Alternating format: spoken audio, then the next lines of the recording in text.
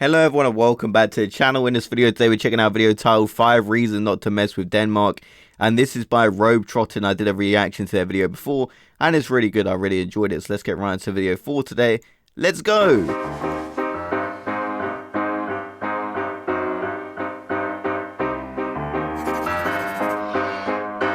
Don't mess with Denmark, okay. A bit of a creative intro there. The modern-day Øresund Bridge is a wonderful feat of engineering. It links Denmark's largest city with Sweden's third largest city, creating one of the largest and most important economic zones in the entire European Union. The reasons for this bridge are pretty obvious, but did you know that it also saves a lot of Swedish people from being beaten with sticks by the Danes? Yes, that's right. If the sea freezes between Sweden and Denmark, a Dane can legally hit a Swedish person with a stick if they walk to Denmark over the ice. What? This is a very old law dating back to 1658, in a period in which Denmark and Sweden were almost constantly at war with one another. It was also in a period known as the Little Ice Age, where winters were longer and colder than normal, and the waterway between Denmark and Sweden, and also Prussia, were frozen for much of the year. The sneaky Swedes took the opportunity to march across the frozen belts of ice as a land bridge. So to defend against the Swedish invaders, Denmark passed laws absolving citizens of any consequences for beating the hell out of Swedes that tried to cross the frozen waterways. Nobody has cared to remove the law since then, so the provision still stands. But maybe Denmark is just keeping it in case... Okay, that's a bit of a weird law, but you still find some of these laws nowadays, but I don't think you would get off. If you actually carried out and started beating people with a stick and you reference the law, would you get off or would you face some jail time? Hopefully you face some jail time. Well, I mean, the wars have ended, but that doesn't mean we have to let our guards down now. It plays right into the hands of that IKEA empire across the water. Now, don't take this the wrong way, but Danish people have a bit of a reputation for being a little passive-aggressive. If you find that to be true as well, you should know that this trait was definitely inherited from a long lineage of next-level pettiness. One example of this long-term passive aggression came in the form of a very festive breed of pig. This pig originated in southern Schleswig in the late 1800s. This was during the time of the First and Second Schleswig Wars, or the Dano-Prussian Wars as they're also known. Basically, during this period, the borderlands between what's now Denmark and Germany were fought over many, many times. And the states of Schleswig and Holstein particularly saw fierce fighting. In the end, a number of Danish-speaking people in Schleswig who were culturally Danish suddenly found themselves occupied by Prussia and later the German Confederation. Their Danish culture was suppressed by the Prussians and the Germans, and in fact they were even prohibited from raising the Danish flag. Oh, now, that's really sad. If you've seen any of our videos on this channel or know a little bit about the Danes, you understand how important the Dannebrog or the Danish flag is to its people. I mean, it descended from heaven after all. It was no different during this period of history. So how did the Danes living under Prussian rule protest? Well, they bred a pig. That's right, the Husum red pig is a... Bred a pig? What? Rare breed of domestic pig with the nickname Danish protest pig. Oh. Since the people were prohibited from raising the Danish flag, they decided instead to breed pigs that had a special red shade of fur and they happened to have a white stripe. Oh, that's kind of clever actually. Protest pig instead of the flag. Don't mess with Kind that. of clever. They were literally breed a pig just to screw with you. A little bit of a loophole there. Now, let's stay put in the Schleswig War era for just a little bit, because the pigs were not the only form of 19th century passive-aggressive protest that took place on the Jutland Peninsula during this time. The occupying Germans also instituted laws that prevented Danish organizations from serving alcohol.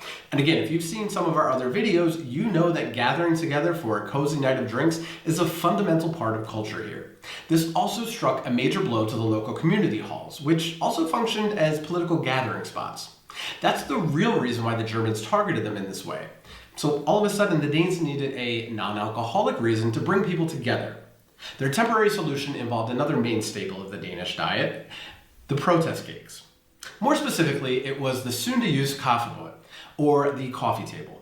Basically, the occupied Danes took a normal table and covered it in dozens of pastries. You could think of them as rebel cakes. And today you can still find the tradition of these cake tables in Jutland. It's a nice reminder of how a little ingenuity and that classic Danish resistance helped the people to hold on to their culture, and it birthed a new tradition in the process.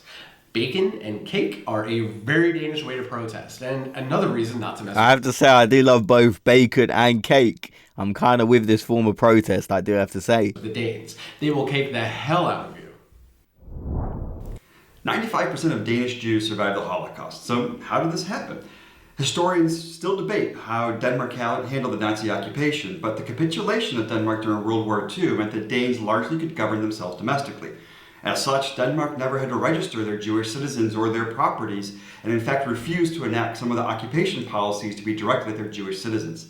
To Danes of this period, their countrymen and women were Danish regardless of their religious traditions.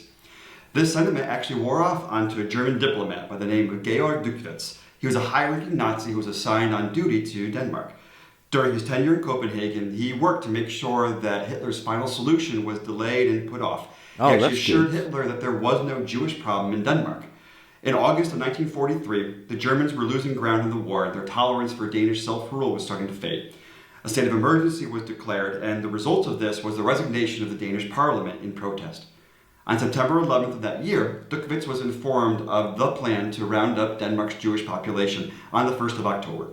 He flew to Berlin in an attempt to stop this, but he failed. From there, he went to Stockholm for a diplomatic task, and during that managed to convince the Swedish Prime Minister to take in Danish Jews. When he returned to Copenhagen, he informed the members of the Danish resistance and Social Democrat and future Prime Minister Hans Heltoft. Heltoft notified Jewish leaders and the rabbi of Copenhagen synagogue that they were to spread word to the Jewish Danes to go into hiding. During the raids of the 1st of October, only a handful of Jewish Danes were found, mostly those who were too old or too sick to go into hiding. The Germans could not find the others due to a very quickly organized operation.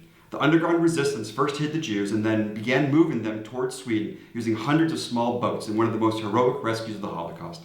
With the help of Danish fishermen, the Jews of Denmark crossed over to Sweden. And it wasn't just fishermen. Danes from all walks of life went into action in order to save their Jewish countrymen. Protesters poured into the offices of the German authorities to disrupt their responsive operations. King Christian X expressed his firm objection to the German plans, and the head of the Danish church did as well. Both used their platforms to publicly urge Danish people to help the Danish Jews. Danish police, in fact, refused German orders and even went further to provide cover and safe passage from hiding places in the city towards the beachfronts. Universities closed down for a week. And wow, the Danish people really held it down during World War II. We didn't really learn much about Denmark's involvement in World War II. Like, we learned a lot about World War II and World War I in history class, but we didn't really learn much about Denmark's involvement. So I find this really, really interesting about them helping their Jewish citizens during this time. And students jumped into action to assist the rescue operation. Many think that this was a one-night affair, but in fact the rescue went on for 3 weeks. And in its course, 7,200 Jewish citizens and some 700 non-Jewish relatives were all taken to Sweden. Again, further proof, don't mess with any of the Danes, because if you do, you'll end up messing with all the Danes, from the royal family to the fishermen to the police to the students. If you've never heard of the Danish beer Carlsberg, all you need to know is that it's probably Everyone's the best heard beer of that, in the haven't world.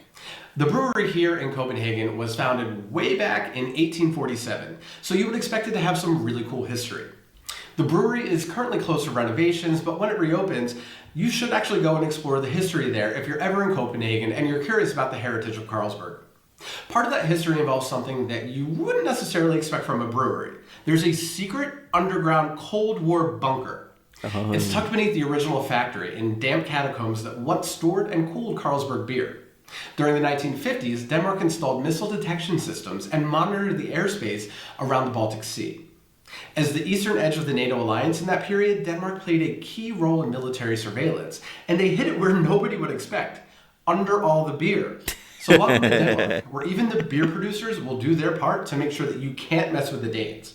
And speaking of Carlsberg, did you know that a strain of brewing yeast developed at Carlsberg changed the way that beer around the world is brewed? You can learn about this in another video we have about 7 cool Danish inventions, and in 2 weeks we're also going to have another video about how McDonald's learned the hard way that they shouldn't mess with Denmark. So make sure that you're subscribed and come back and find it. And if you're watching it now, you may find it right here. Okay, so this video is very interesting about 5 reasons not to mess with Denmark. Obviously about the cake and bacon protest, which I'm definitely behind. And obviously about breeding the pig, which has the colours of the Danish flag on it. Very, very clever, and definitely a creative way to protest. And I like hearing about the involvement during World War II, because we didn't really learn much about Denmark's involvement, but to see how they held it down for their Jewish citizens, that is really good to see. So that is a very interesting video about kind of how Denmark kind of protects its own, how there's a strong sense of community.